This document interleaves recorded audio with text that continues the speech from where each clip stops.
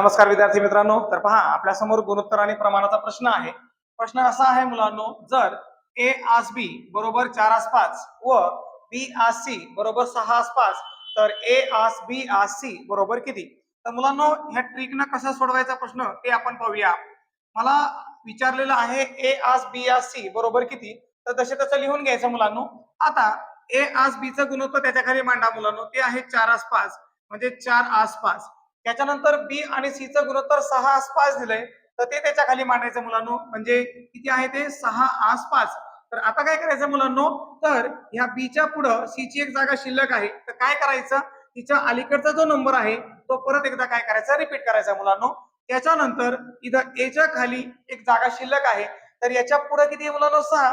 तोच नंबर काय करायचा आहे, मागे लिहायचा आहे. आणि हे लिहिल्यानंतर ह्या प्रत्येकाचा काय करायचं मुलांनो, गुणाकार करून घ्या. म्हणजे 4 सख 24, 5 सख 30 आणि 5 5 किती झाले मुलांनो, 25. म्हणजे याचा अर्थ ए आस बी आस सी याचा गुणोत्तर मला 24 आस 30 आस 25 असं मिळालेलं आहे.